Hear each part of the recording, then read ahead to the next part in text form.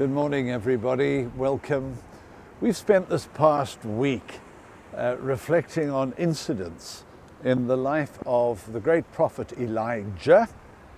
And yesterday I was telling you the story of Naaman and the prophet Elisha.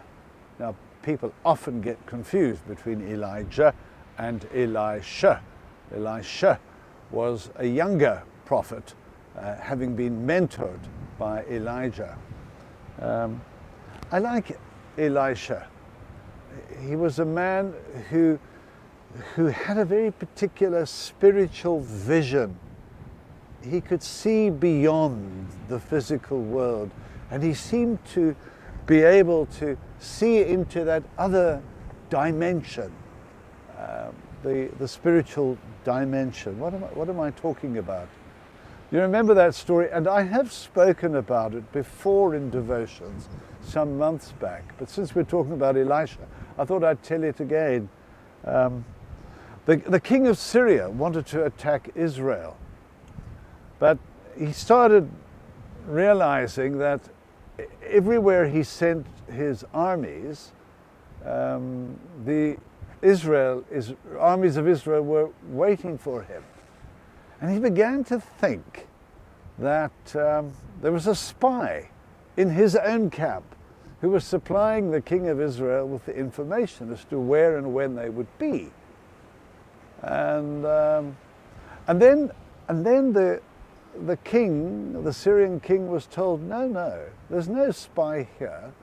There's a prophet in Israel. His name is Elisha. And he can see things. And he is able to forewarn the king of Israel, so that when we arrive at a place, they're already there, and they put us to the sword. So the king of Israel says, we're going to take this guy out. We can't have that. So the guys go off to the agents of the king of Syria to go and take out Elisha.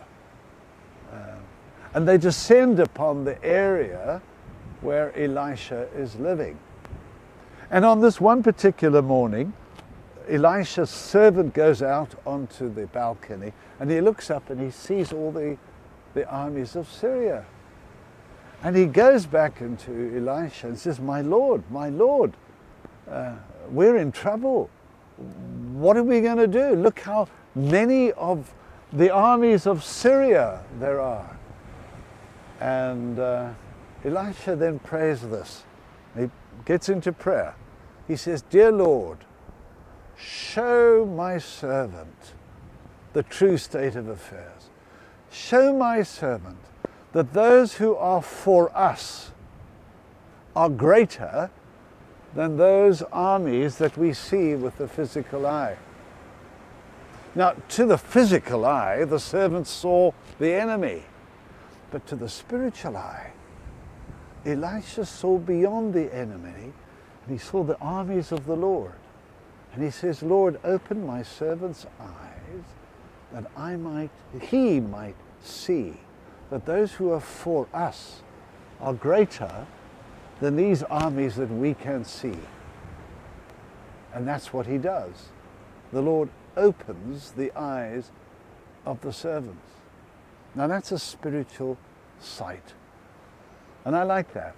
And it reminds me of the words that we used to describe Moses in the book of Hebrews. Moses, with all the demands and all the pressures on him, is described as a man who persevered as seeing him who is invisible. Think of that. He persevered, did Moses, as seeing him who is invisible. You say, how's that possible? Well, that's what we're talking about. May God give us spiritual sight to understand the presence of God around us and with us and within us as we seek to live this day to the Lord's honor and glory. God be with you.